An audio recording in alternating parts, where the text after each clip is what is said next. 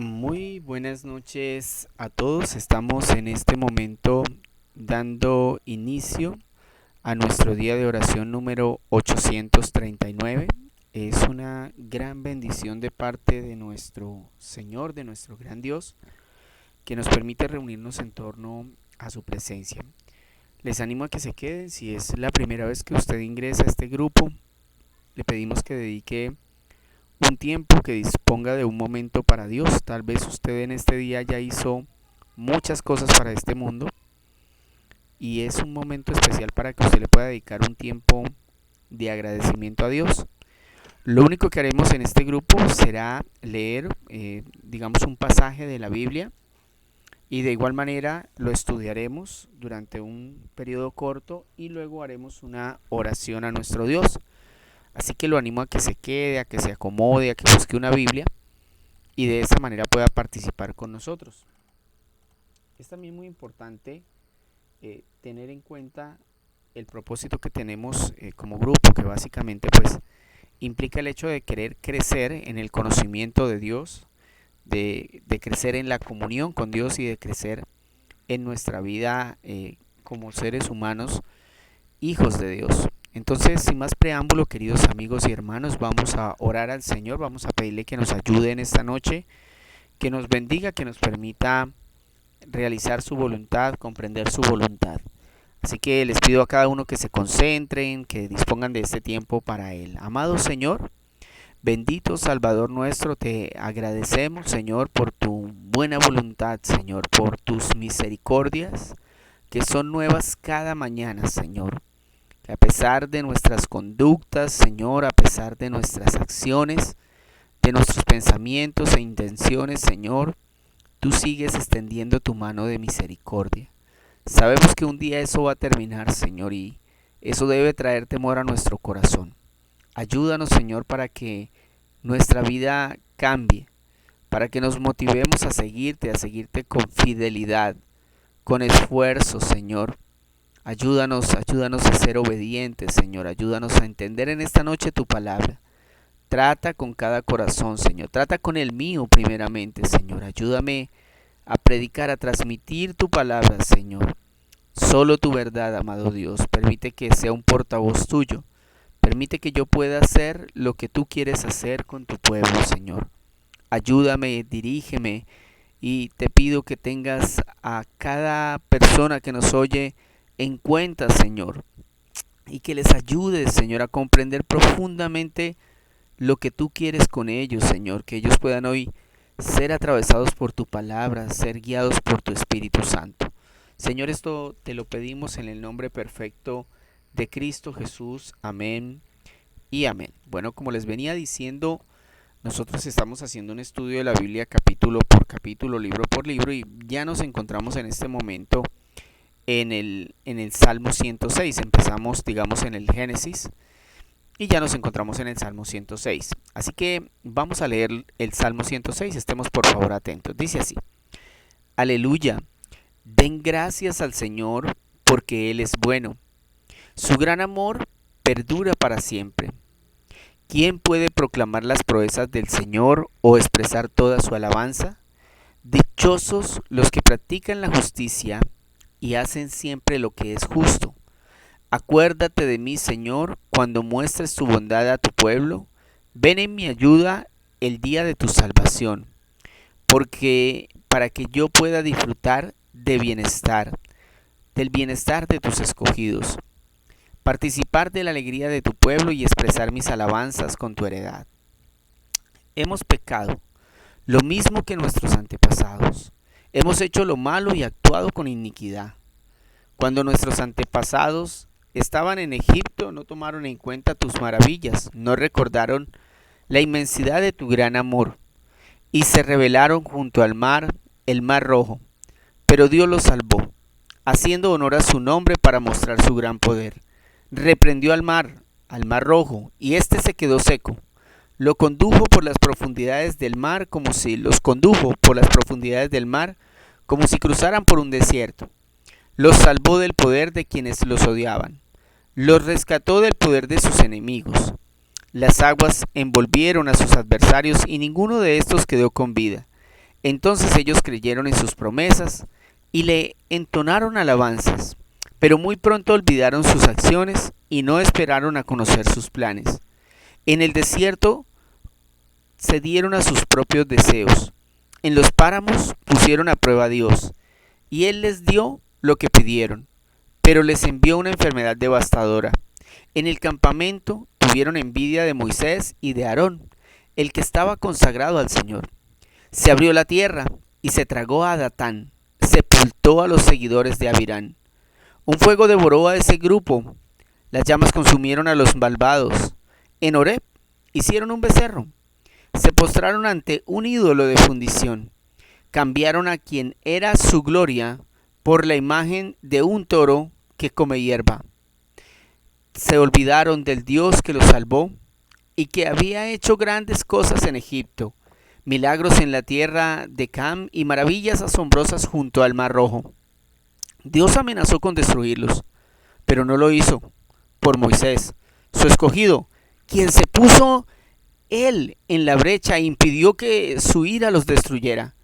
Despreciaron una tierra apetecible, no creyeron en la promesa de Dios, murmuraron en sus tiendas de campaña y no obedecieron al Señor. Por tanto, Él juró solemnemente con su mano en alto contra ellos para hacerlos caer en el desierto, para hacer caer a sus descendientes entre las naciones y dispersarlos entre los países. Versículo 28.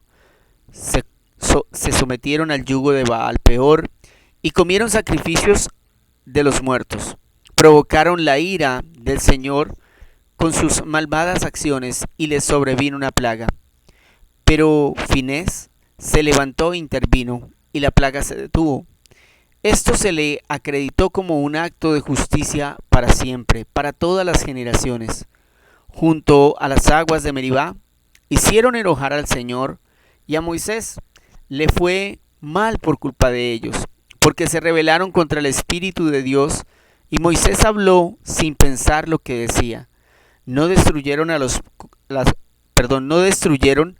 pueblos que el Señor les había señalado, sino que se mezclaron con los paganos y adoptaron sus costumbres. Rindieron culto a sus ídolos, que fueron una trampa para ellos. Ofrecieron a sus hijos y a sus hijas como sacrificio a esos demonios. Derramaron sangre inocente, la sangre de sus hijos y sus hijas, al ofrecerlos en sacrificio a los ídolos de Canaán. Su sangre derramada contaminó la tierra. Se hicieron impuros por esos hechos, se prostituyeron con sus acciones. La ira del Señor se encendió contra ese pueblo. Su heredad le resultó aborrecible. Por eso los entregó a los paganos y fueron dominados por quienes los odiaban. Sus enemigos los oprimieron, los sometieron a su poder. Muchas veces Dios los libró, pero ellos se obstinaron en su rebeldía y se hundieron en su iniquidad. Al verlos angustiados y escuchar su clamor, Dios se acordó del pacto que había hecho con ellos y por su gran amor les tuvo compasión. Hizo que todos sus opresores también se apiadaran de ellos. Sálvanos, Señor Dios nuestro. Vuelve a reunirnos de entre las naciones para que demos gracias a tu santo nombre y alabarte sea nuestra gloria. Bendito sea el Señor, el Dios de Israel, eternamente y para siempre. Que todo el pueblo diga amén, aleluya. Una predicación completa del rey David, ¿no? Habíamos dicho en el último capítulo que estudiamos la semana pasada que David tenía una mente prodigiosa. Lo demostró haciendo un recorrido desde lo que pasó con Abraham cuando salió de su tierra, de su parentela, para ir en pos de lo que Dios le había prometido, hasta llegar a los días de David. Y hoy vemos que David continúa dándonos cátedra de que era un maestro que conocía muy bien la historia israelita. Y veíamos ese tema la semana pasada de cuán importante es la historia, ¿no? Que la historia nos recuerda a nosotros de dónde viene el problema del ser humano y cuál es la solución y cómo Dios ha tratado al ser humano a través del tiempo. Por lo que se registra en el versículo 6 del capítulo que nos corresponde hoy, podemos decir que fue escrito probablemente luego de la deportación a Babilonia. Muchos dicen que su autor es el rey David, pero entonces ahí ya entraríamos en duda, porque algunas de las cosas que aquí se dicen parecieran estar diciéndose desde el punto de vista de alguien que ya salió de la deportación o alguien que ya salió de ese momento en el que el pueblo de Israel fue sacado de su tierra y fue llevado cautivo. Ahora, la persona que está escribiendo se pone como un pecador comparable a sus antepasados en tiempos de Moisés, y de hecho hace un registro de todo lo que hicieron los israelitas para despertar la ira de Dios. Piensen eso. Fíjense en la descripción que hace el escritor sobre eso. Todo lo que hicieron los israelitas, una y otra vez, tentaron a Dios para despertar su ira, pensando que tal vez nunca lograrían despertar la ira de Dios, que Dios iba a ser siempre misericordioso y que Dios en algún momento no iba a devolver su mano de castigo para con ellos. Pero eso sucedió. Y es algo que nos puede pasar. Empiece por ahí, querido amigo, querido oyente. Revise si su vida ha ido de caída en caída y si cada acción, cada día que usted realiza está llamando la ira de Dios. Piense en sus acciones, piense en los lugares que visita, piense en las cosas que dice y hace. Puede ser que la ira de Dios esté a punto de caer sobre usted, como cayó sobre el pueblo de Israel. Y tengan en cuenta que Dios ya había liberado a los israelitas de Egipto y los había perdonado una y otra vez. Ahí dice que cuando Datán, ahí dice que cuando se murmuraron en contra de Moisés, ahí dice que cuando se quejaron por la comida, y hace toda la descripción que nosotros para tenerla tenemos que leer más o menos unos 40 capítulos para poder tener toda la información que en un solo salmo este escritor nos da. Y impresionante, porque estas personas que habían sido sacadas esclavas de Egipto y llevadas a la tierra prometida por Dios, ese mismo Dios les mostró por lo menos dos cosas a través de lo que Él hizo. Cuando Dios hace cosas para nosotros, Él tiene un propósito.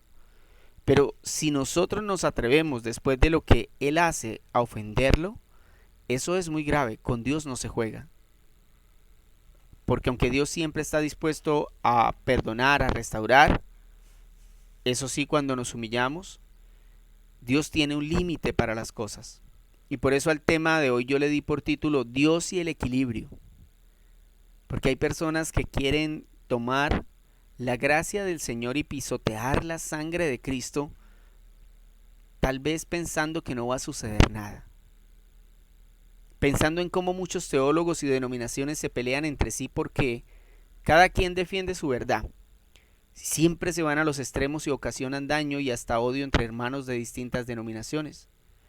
Por eso al tema de hoy vamos a definir cómo podemos aprender a equilibrar la doctrina, cómo equilibrar nuestro entendimiento de lo que a Dios le agrada, cómo aprender a tener una luz de alerta en nuestra vida cuando algo está pasando. Yo a veces observo familiares, amigos, y ciertas conductas me llevan a pensar, esta persona se está desviando de su fe. Tiene un desequilibrio espiritual. Y por eso el tema, ¿no? Dios y el equilibrio. Entonces, podemos tener un entendimiento de quién es Dios y de cómo actúa en situaciones como, por ejemplo, la salvación del hombre, el castigo, el juicio o la misericordia. Entonces, vamos a aprender a equilibrar la doctrina para que usted de pronto no sea de los que dice, pues yo hago lo que sea y el día que me encuentre con Dios yo arreglo con él. Tenga mucho cuidado con ese pensamiento. Eso pensó Job y se puso a llorar cuando estuvo con el Señor. Número 1. Considere la soberanía de Dios. Considere la soberanía de Dios. El versículo 4 y 5 dice, acuérdate de mí, Señor, cuando muestres tu bondad a tu pueblo. ven en mi ayuda el día de tu salvación, para que yo pueda disfrutar del bienestar de tus escogidos, participar de la alegría de tu pueblo y expresar mis alabanzas. Voy a repetirlo. Acuérdate de mí, Señor, cuando muestres tu bondad a tu pueblo. Ven en mi ayuda el día de la salvación para que yo pueda disfrutar del bienestar de tus escogidos, participar de la alegría de tu pueblo y expresar mis alabanzas con tu heredad. Hay denominaciones, iglesias y teólogos que consideran que Dios es soberano, pero digamos que la soberanía o el concepto que muchos tienen de soberanía no es el mismo que Dios tiene en mente que nosotros entendamos. Por ejemplo, hay gente que dice que Dios es soberano para elegir a quienes quiere salvar. ¿Sí? Hay gente que dice, no, Dios es soberano y puede elegir a los que quiere salvar. Amén. Bueno, y eso lo muestra el versículo 5 de este salmo que acabamos nosotros de leer. Dice, para que yo pueda disfrutar del bienestar de tus escogidos. Pero ¿cuál es el problema? Que para estas personas empieza, si ese mismo Dios decide condenar a alguien que ya llamó a salvación. Entonces estas personas creen que Dios es soberano para elegir, pero que no es soberano para condenar. Ellos creen que aun si una persona Dios la eligió para salvarla, pero esa persona empieza empedernidamente a pecar como un loco, igualmente Dios la va a salvar. Es como que le estuvieran diciendo a Dios, tú no eres soberano para condenar a esa persona, aunque esa persona esté haciendo las cosas muy mal. Aunque esa persona directamente se haya vuelto tu enemigo después de ser tu hijo. Es como que creen que Dios es soberano para elegir a quién salvar, pero no es soberano para condenar. En mi caso particular creo en un Dios equilibrado y soberano, que sabe mejor que nadie lo que hace. ¿Quiénes somos nosotros los seres humanos para cuestionar lo que Él hace? Y si su palabra sustenta esas dos posturas, pues eso debemos creer. De hecho, el apóstol Juan así lo confirmó en Juan capítulo 15, en el versículo 16. Escuchen esta gran verdad, ¿no? Para considerar la soberanía de Dios. Juan 15, versículo 16. No me escogieron ustedes a mí, sino que yo los escogí a ustedes y los comisioné para que vayan y den fruto, un fruto que perdure. Así el Padre les dará todo lo que pidan en mi nombre. Juan 15, 16. No me escogieron ustedes a mí, sino que yo los escogí a ustedes y los comisioné para que vayan y den fruto, un fruto que perdure. Así el Padre les dará todo lo que pidan en mi nombre. Si ustedes lo analizan, ese versículo de Juan del Nuevo Testamento va en línea con lo que dice el versículo 5. Lo mismo, en el versículo 5 dice que somos escogidos. Pongan mucha atención, no se distraigan. Recuerden, estamos haciendo la oración un día. Qué bueno que hoy usted prestara toda su atención, se dispusiera con todo, viniera usted con toda la energía. Hoy es el día de la oración por internet, voy a concentrarme. Hoy sí lo voy a hacer bien. Nadie me está viendo. Voy a hacerlo para el Señor. ¿Cierto? Luego en Romanos, en el capítulo 11, el versículo 17 al 21, dice, algunas ramas del árbol de Abraham, algunos del pueblo de Israel, han sido arrancados, y ustedes los gentiles, que eran ramas de olivo silvestre, fueron injertados. Así que ahora ustedes también reciben la bendición de Dios, que Dios prometió a Abraham y a sus hijos, con lo cual comparten con ellos el alimento nutritivo que proviene de la raíz del olivo especial de Dios. Así que no se jacten de haber sido injertados para reemplazar a las ramas que fueron arrancadas. Ustedes son una sola rama, no son la raíz. Tal vez digas, bueno, esas ramas fueron arrancadas para darme lugar a mí. Es cierto, pero recuerda que esas ramas fueron arrancadas porque no creyeron en Cristo y tú estás allí porque sí crees. Así que no te consideres tan importante, más bien teme lo que podría suceder, pues si Dios no perdonó las ramas originales, tampoco te perdonará a ti. Quiero hacer acá digamos, una explicación para que ustedes entiendan mejor. Lo que quiero es que en nuestra mente haya un entendimiento sobre quién es Dios y sobre qué significa que Él sea soberano. Entonces, lo que nos está mostrando el Salmo es que Dios escoge personas en efecto para salvarlas. Pero que si esas personas, como en el caso del pueblo de Israel, que a pesar de haber visto todas las obras y milagros de Dios, se rebelaron contra Él, ellos terminaron condenados. Y pone varios ejemplos de personas a las que se las tragó la tierra, que fueron asesinadas por otros pueblos, porque por ejemplo, entre muchas otras cosas que hicieron los israelitas, se comían a sus propios hijos haciendo sacrificios a dioses de aquel tiempo. Y eso atrajo la ira de Dios. Y vemos que en el Nuevo Testamento, en el libro de Juan, él vuelve a decir lo mismo que dijo el salmista, lo replica luego el apóstol Juan.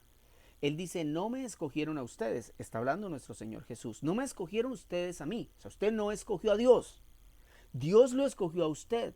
Y luego dice, si yo los escogí a ustedes es para que vayan y den fruto.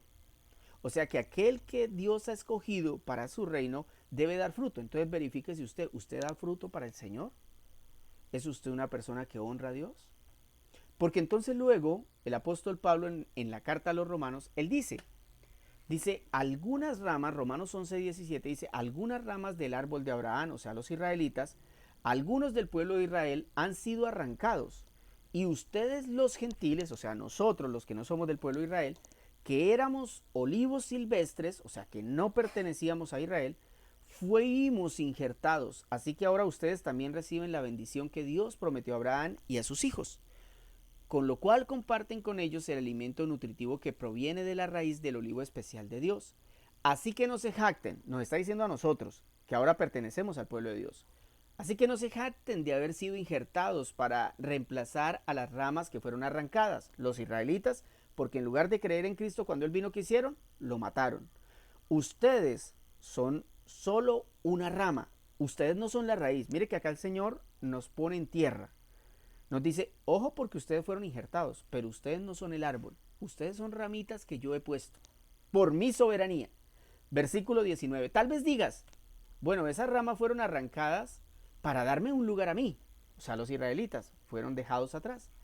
Versículo 20, es cierto, pero recuerda, esas ramas, o sea, los israelitas, fueron arrancados porque no creyeron en Cristo, y tú estás allí porque sí crees. Así que no te consideres tan importante, más bien teme lo que podría suceder, pues si Dios no perdonó las ramas originales, o sea, los israelitas, tampoco te va a perdonar a ti. Equilibrio, mis queridos amigos.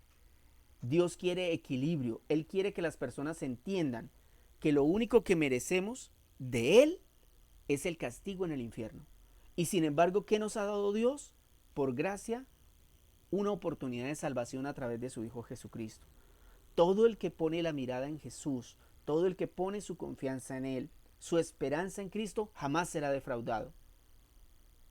Él es el camino, Él es la verdad y Él es la vida. Eso dice la Biblia. Y nosotros por eso debemos confiar en Él. Pero si nos empecinamos en pecar, entonces sin duda podremos ser desgajados, como lo dijo Pablo, como le pasó al pueblo de Israel, así nos puede pasar a nosotros. Por más que usted vaya a la iglesia, lea la Biblia y ore, si usted continúa en su pecado, si usted continúa en su maldad, visitando los mismos lugares, diciendo las mismas groserías, sin cambiar nada en su vida, usted va a ser desgajado, como lo fueron los israelitas en su momento. Número 2. Considere la ira de Dios. Creo que ahora comprendemos un poquito más lo que significa el Dios soberano. Es un Dios equilibrado. Considere la ira de Dios. El versículo 39 dice hasta el 41. Se hicieron impuros por esos hechos. Estamos hablando del Salmo 105, versículos 39 al 41. Se hicieron impuros por esos hechos. Se prostituyeron con sus acciones. La ira del Señor se encendió contra el pueblo, su heredad le resultó aborrecible. Por eso los entregó a los paganos y fueron dominados por quienes los odiaban. Por estos versos sabemos que el escritor debe ser posterior al rey David. Cuando les dije al principio que era muy probable que David no lo hubiera escrito, es por estos versículos. Porque ya está mostrando, es un juicio que David no vivió. Aquí ya está mostrando un juicio muy posterior. Alguien está contando la historia que vio. Vio a los israelitas salir desnudos, vio a los israelitas llegando a Babilonia y para ese momento David ya había muerto. Ahora bien, lo que quiero que llevemos al equilibrio en este punto es el amor de Dios y la ira de Dios. Es un equilibrio. Porque del amor de Dios hablan todos, ¿verdad? Ay, Dios es tan bueno, es tan amoroso. Y sí, es muy cierto. Y aún utilizan ese atributo de Dios para tergiversar lo que él mismo dijo. De hecho, se han levantado tendencias y grupos en la sociedad basados en que Dios es amor. Los grupos LGBT, los grupos que hoy encontramos en contra de todo lo que Dios dice, dicen no, pero no hay problema, Dios es amor, él nos entiende por qué nosotros nos acostamos con niños, Él entiende por qué nosotros nos drogamos todo el día, Él nos entiende, es que Dios es amor. Y Él nos perdona y sí, nosotros podemos seguir haciendo eso porque Dios es amor. No nos va a castigar, Él no es así, eso del infierno es mentira. El hombre ha encontrado la manera de acallar aún su conciencia y las cosas que Dios mismo dijo. De esa manera la persona evita el hacerse culpable. Otros prefieren ocultar, omitir o negar a Dios, de forma que cuando se encuentran bajo su ira, entonces afirman que así es la vida. Me explico, es decir, hay personas, vamos a decir una chica, queda a los 15, 14 años embarazada, el esposo o el novio se pierde, la deja sola, la deja abandonada y ella le toca enfrentar la vida sola. Y entonces ella dice, bueno, pues esta fue la voluntad de Dios, igual así es la vida. No, usted estaba en fornicación. Esa persona estaba en fornicación y ahora está viviendo las consecuencias de la fornicación. Por no casarse, por no esperar el tiempo de Dios. Precisamente por salirse de la voluntad de Dios, está viviendo lo que está viviendo. Pero así cada circunstancia de sus vidas. Si ustedes hoy están sufriendo situaciones difíciles, analicen en su entorno qué pasó más atrás. ¿Por qué está sucediendo eso que sucedió hoy? La pierna no se parte sola. Y debemos entender que las tragedias son parte de la naturaleza, que siempre han sucedido de esa forma, pero que muchas personas las utilizan para callar la conciencia y decir que eso es algo normal. No, aún lo que está pasando en el mundo, las tragedias naturales y demás, son una evidencia de que este mundo va y se dirige hacia un juicio. Por eso es importante considerar la ira de Dios, porque a veces nosotros, digamos, vemos tragedias, ¿no? Y entonces decimos, uy, la tragedia de Armero fue terrible, ¿no? O hace unos días hubo un terremoto en Turquía, un montón de gente muerta, uy, Dios mío, terrible, ¿no? Esos son pequeños chispazos de la ira de Dios, por cómo está este mundo. ¿O cómo creen ustedes que se siente Dios cuando en Colombia se matan 72 millones de niños a través de abortos? ¿Cómo cree que se siente Dios? Yo estoy creando a mis hijitos y mis otros hijitos más grandecitos vienen y los matan en el vientre cuando son indefensos. ¿Cómo se siente el Creador? ¿Cómo se siente el Creador cuando ve a niñas prostituidas, encerradas en habitaciones, en Estados Unidos, en Alemania, en diferentes países, prostituidas todo el día, violadas por 10 u 11 hombres al día? ¿Cómo se siente Dios al ver eso que hace la humanidad? ¿Cómo se siente Dios cuando ve las calles llenas de niños llenos de drogas, niños groseros altaneros en su casa, niños que asesinan a sus padres, padres que abandonan a sus hijos, esposos que abandonan sus hogares, que golpean a sus... ¿Cómo se siente Dios? ¿No sería para considerar que esto es la ira de Dios? Que todo lo que nos viene pasando poco a poco y que cada vez la cosa se pone peor, es que la ira de Dios está aumentando contra la humanidad porque la maldad nuestra ha subido. Si usted lee el Salmo, usted se va a dar cuenta que cuando explotó la ira de Dios, el detonante mayor fue cuando Dios vio que los israelitas estaban entregando a sus hijos, que eran hijos de sangre de ellos, pero eran hijos de Dios. Y Dios vio que a sus hijos, bebés, los estaban entregando para sacrificarlos a Moloc y a otros dioses. Cosa que Dios les había prohibido tajantemente, pero ahí explotó la ira de Dios. Y luego los israelitas preguntaban, ¿y por qué? ¿Y por qué a mí me pasa esto? ¿Qué hicimos? Y eso nos pasa a nosotros. El apóstol Pablo en su carta a los Romanos, en el capítulo 1, en el versículo 18, dice: porque la ira de Dios se revela desde el cielo contra toda impiedad e injusticia de los hombres que detienen con injusticia la verdad. Entonces, deberíamos ser claros. Todo lo que estamos viviendo son las muestras de que la ira de Dios se acerca cada vez más. Pero ¿qué nos dice la humanidad? No, eso es normal, eso siempre ha pasado. Eso es normal, usted no le... Ay, no fue acá, no se preocupe, tranquilo. No, la ira de Dios está contra los seres humanos por causa de nuestra inmundicia. Para este punto y teniendo en cuenta lo dicho, quiero que reflexione si acaso la ira de Dios no está sobre su vida. Tal vez usted menciona a Dios y dice que anda con Él, pero su forma de actuar demuestra que Dios no anda con usted. Observemos lo que dijo Jesús a personas que pensaban que su relación con Dios estaba bien. Lucas capítulo 13 versículo 1 dice lo siguiente, del 1 al 3. En aquella ocasión, Lucas 13 del 1 al 3, en aquella ocasión, algunos que habían llegado contaron a Jesús cómo Pilato había dado muerte a unos galileos cuando ellos ofrecían sacrificios. Jesús respondió: ¿piensan ustedes que esos galileos, por haber sufrido así, eran más pecadores que todos los demás galileos? Les digo que no, dice Jesús.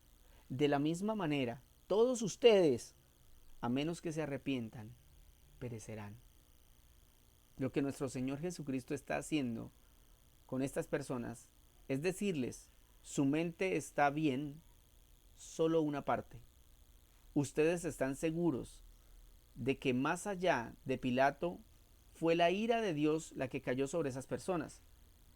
Analizan bien, pero lo que no analizan es que ustedes están a punto de sufrir la misma ira. Y es algo que deberíamos reflexionar.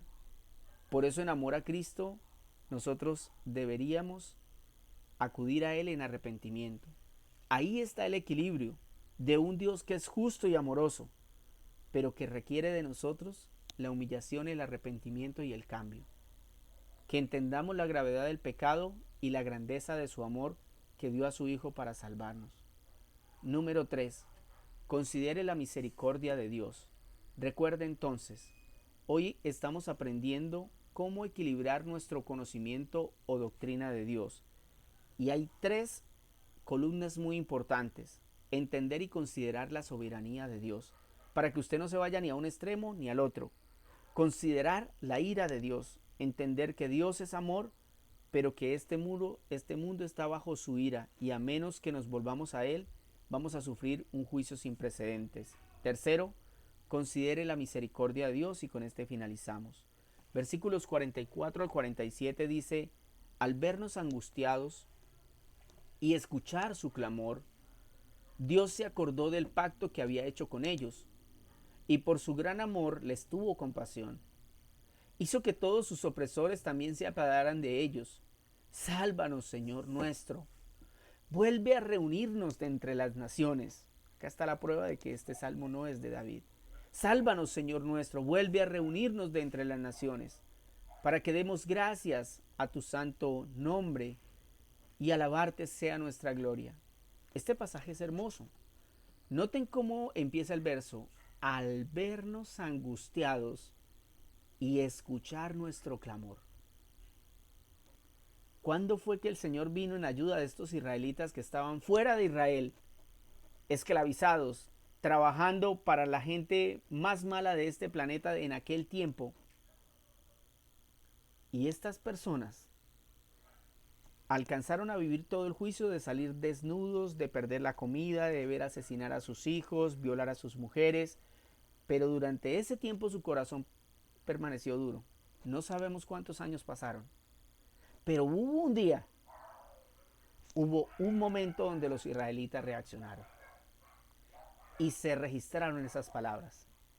Ellos estaban angustiados y clamando al Señor, pidiéndole perdón, y Dios miró desde el cielo y al verlos angustiados y al escuchar su clamor, decidió ayudarlos. Eso mismo pasó en la salvación de los hombres. Cuando Jesús Desde su trono en el cielo, miró a la tierra, nos vio a todos condenados y en dirección al infierno. Y Jesús se levantó de su silla, se quitó sus ropas reales, descendió a la tierra, se hizo una célula, se hizo un feto, se hizo un niño, se hizo un joven, un adulto, se subió a una cruz, murió desangrado, al tercer día resucitó y desde allí a venir a salvarnos. Nosotros debemos entender que si clamamos angustiados, Él nos escucha. Si las personas entendieran que no se trata de pecar y pecar, tratando de demostrarle a Dios que no hay nada que hacer, sino que más bien nosotros deberíamos no dejarnos arrastrar por el pecado, porque entendemos que eso significa que estamos bajo la ira de Dios. Si es su caso y está pasando aflicción, opresión del pecado, sufrimiento a causa de sus malas decisiones, y ahora entiende que usted está bajo la ira de Dios, debería, como ese grupo de israelitas en el Salmo, confesar su pecado, clamar al Señor angustiado y pedirle que le dé a Cristo, que le regrese su pacto, que le permita ser su hijo, que le permita estar con Él. Le garantizo que la misericordia de Dios es nueva cada mañana. Para aquellos que se acercan humildes, Él está ahí. Su misericordia es mejor que su ira. Todos nosotros merecemos su ira. No merecemos su misericordia. Y sin embargo, nuestro amado Padre nos da como regalo su misericordia, su gracia, su amor por medio de Cristo en honor al Padre. Oremos a Dios. Amado Señor, bendito Salvador nuestro, te agradecemos, Señor. Tú estás con nosotros, Señor. Tú estás con nosotros. Tú estás con aquellos hermanos que de la misma manera que nosotros están reunidos seguramente en diferentes lugares del mundo, Señor. Pienso en mis hermanos en África, en Corea del Norte, tal vez reunidos en un maizal, Señor, en una cueva, tal vez a oscuras, Señor, tal vez recitando lo que recuerdan de sus Biblias, tal vez llenos de alegría porque se pudieron unir. Señor, qué alegría es estar contigo, qué alegría es escuchar tus palabras, qué alegría es poder descansar en ti, porque este mundo atribulado nos trae cansancio y como dice tu palabra, cada día este cuerpo se va deshaciendo o se cansa más y anhelamos aquel cuerpo glorificado que tú has prometido, Señor, pero todo se dará a tu tiempo. Ayúdanos a ser equilibrados en nuestras creencias. No permitas que nosotros nos vayamos a un extremo o al otro. Tú eres un Dios soberano para elegir, pero también para condenar. Tú eres Dios y haces lo que te place y todo lo que tú haces es perfecto. Señor, consideramos tu ira. Sabemos que el mundo yace bajo el maligno y que eso hace que tu ira caiga sobre este mundo porque nosotros, como dice tu Hijo en el libro de Juan, preferimos las tinieblas que a la luz, aunque la luz vino al mundo para salvarnos. Y si no fuera por tu obra de llamamiento especial a los que son tus elegidos, no habría forma de que saliéramos de esas tinieblas. Así que hoy consideramos que si hemos sido privilegiados en no vivir tu ira en pleno, es por lo que tu Hijo hizo, es por tu elección. Señor, consideramos tu misericordia, que como un día lo hiciste con los israelitas y se los habías prometido desde tiempos de Moisés, que si un día el pueblo te desobedecía y en tu ira los echabas fuera de la nación, pero que si ellos en el cautiverio se humillaban, te clamaban en su angustia, tú escucharías su clamor desde las nubes del cielo y los volverías a traer como lo hiciste, Señor. Gracias, mi buen Dios. Si hay alguien, Señor, que está lejos de ti, tráelo otra vez, Señor. Si hay alguien que apenas te conoce, Señor, que se vuelva a ti, que te busque, que te ame, que te bendiga, Señor. Gracias, mi Rey, por las personas que nos están escuchando, por las que nos escucharán luego. Señor, permite que esta palabra atraviese el corazón de lado a lado, Señor, y que luego de sacar esa herida sanes a través de tu espíritu y traigas paz al corazón, entendimiento y sabiduría de que la vida contigo es maravillosa, Señor, tiene promesas eternas, nada comparado con lo que este mundo perverso ofrece. Señor, despierta el corazón de los que duermen, despierta los ojos y la mente del que ha sido cautivo del pecado. Libera, Señor, te lo ruego, libera. Señor, quita la opresión, tú lo prometiste a través del libro de Isaías, tú lo leíste, tú cumpliste esa palabra, viniste a traer libertad a los cautivos, viniste a sanar a los enfermos, Señor, tú viniste a hacer una obra preciosa. Señor, te pido nos ayudes en el nombre que es sobre todo nombre, en el nombre de Cristo Jesús. Amén y amén.